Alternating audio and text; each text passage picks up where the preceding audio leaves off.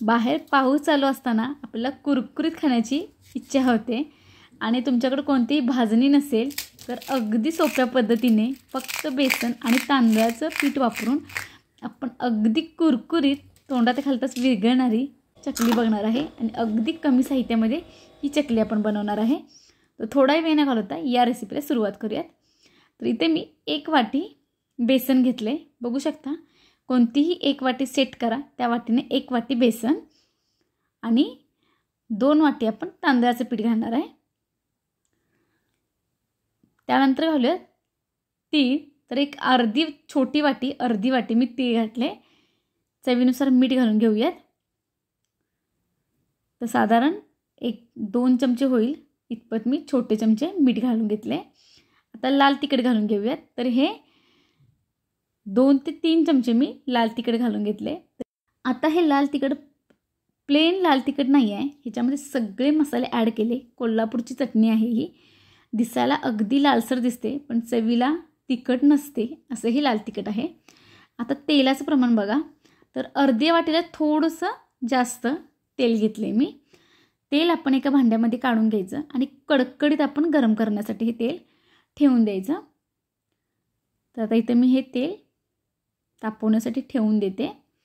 तोपर्यंत आपण हे जे काही आपण ड्राय साहित्य आहे ते आपण मिक्स करून घेऊयात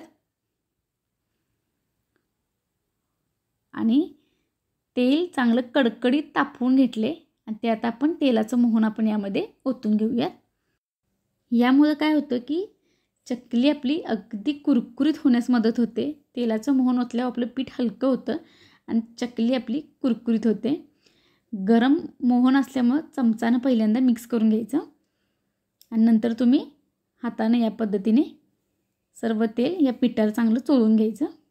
बघू शकता अगदी छान पीठ आपलं हलकं झालेलं आहे। आता तेलाचं झाल्यानंतर चकली आपल्याला कुरकुरीत आणि क्रिस्पी हवी असेल तर आपल्याला थोडंसं काय करायचं, तर कोमट पाणी आपण घ्यायचं पीठ मळण्यासाठी। थंड पाणी शक्यतो वापरायचं नाही, कोमट पाणी तुम्ही चकली मळण्यासाठी, चकलीचं पीठ मळण्यासाठी वापरू शकता। तर या पद्धतीने मी आता इथं कोमट पाण्यानं चकलीचा हा पीठ मळणार आहे।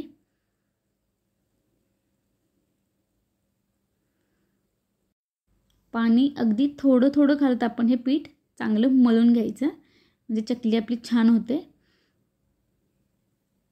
एकदम पाणी घालू नका, पातळ होण्याची शक्यता असते। त्याच्यामुळे जसं आपण कणिक मळताना थोडं थोडं पाणी घालतो त्याच पद्धतीने थोडं थोडं पाणी घालता आपण हे मळून घेऊयात। आणि जेवढं तुम्ही पीठ चांगलं मळाल तेवढी चकली कुरकुरीत क्रिस्पी आणि तुटत नाही अजिबात साच्यातून जेव्हा आपण घालतो तेव्हा।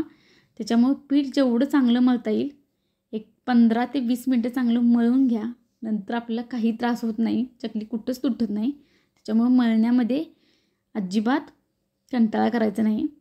तर बघू शकता इथं आपलं छान पीठ मळून तयार आहे।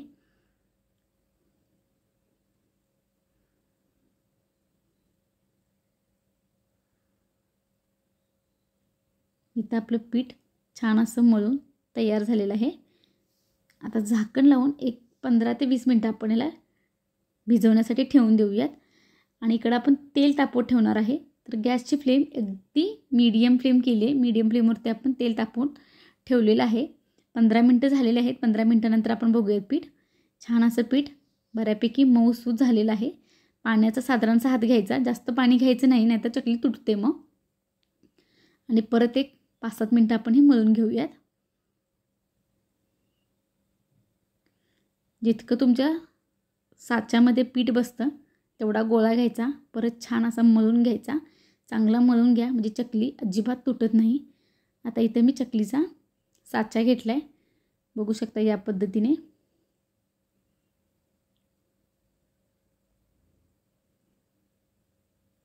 पीठही आपण छानपैकी मळून घेतलेलं आहे। आता आपण हे पीठ यामध्ये भरून घेऊयात आणि साचा बंद करूयात।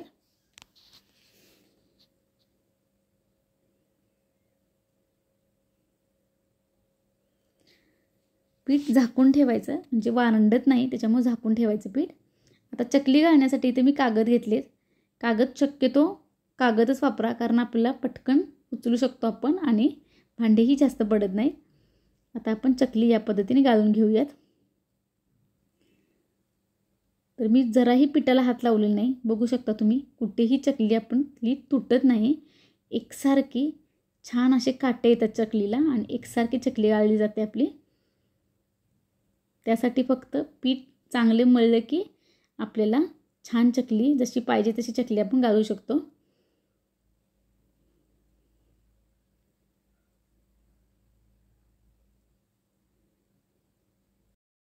तर कोणतीही भाजणी नसताना अगदी झटपट होणारी ही चकली आहे. कधीही तुम्हाला मनात येईल तेव्हा तुम्ही ही चकली बनवू शकता. अगदी कुरकुरीत, लहान मुलांना प्रचंड आवडते. तर बघू शकता, इथं जराही तुटलेली नाही चकली, एकसारखी चकली, एकसारखे काटे दिसतील तुम्हाला. तर इथं आपली चकल्या तयार झाल्या.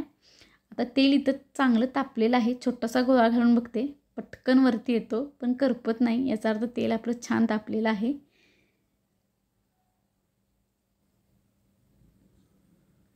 आता आपण चकली तेलामध्ये सोडून घेऊयात. तर डाव्या हातात कागद घेतला आहे आणि उजव्या हातात उलटा करायचा, म्हणजे चकली आपली उजव्या हातावर येते. आणि पटकन असं तेलामध्ये आपण ही चकली हळुवारपणे सोडून द्यायची. चकली सोडताना शक्यतो गॅसची फ्लेम लो करा आणि मग थोडीशी गॅसची फ्लेम वाढवू शकता. मीडियम फ्लेमवरती आपल्याला चकली तळायची आहे. हाय फ्लेमवरती अजिबात चकली तळायची नाही, नाहीतर काय होतं की पटकन चकलीचा कलर बदलतो आणि चकली मऊसूद होते. त्यामुळे गॅसची फ्लेम मीडियम टू लो फ्लेमवरतीच आपल्याला ही चकली तळून घ्यायची आहे. चकली घातल्यानंतर साधारण 1 मिनिटानंतर झाऱ्याला लावायचा, म्हणजे चकली सेट होते तेलामध्ये, तुटत नाही. या पद्धतीने छान अशी चकली आपण तळून घ्यायच्या. तर साधारण तेलामध्ये चकली सोडल्यापासून काढण्यापर्यंत 5 ते 6 मिनटं आरामात लागतात. चकली चांगली भाजली जाते, तळली जाते आतपर्यंत. बघू शकता तुम्ही, तेलाचे बुडबुडे अगदी कमी झालेत. कुठेतरीच बुडबुडे राहतात तेव्हा समजायचं, आणि चकली तळाला जाऊन बसले तेव्हा समजायची की चकली आपली छान आतपर्यंत तळलेली आहे. आता चकली काढून घेऊयात.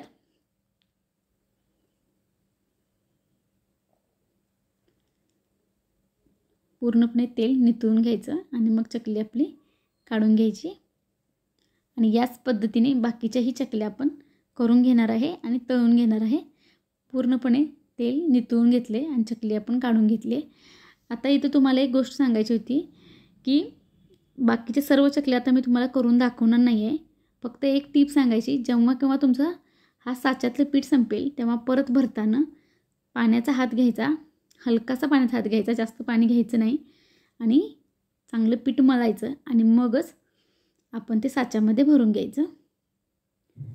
म्हणजे चकली तुमची अजिबात तुटणार नाही आणि एकदम छान चकल्या होतील. इथं आपल्या सर्व चकल्या एकसारख्या दिसणाऱ्या, जराही तेल न पिणाऱ्या, कुरकुरीत, पटकन तोंडात घालताच विरघळणारी खुसखुशीत अशी चकली तयार झाली. तुम्हाला ही चकली थोडी तरी आवडली असेल तर चॅनलला सबस्क्राईब करा, पुढे जे बेल आयकॉन दिले त्याला नक्की क्लिक करा आणि पुन्हा भेटूया आपण अशीच एक नवीन रेसिपी घेऊन. तोपर्यंत नमस्कार.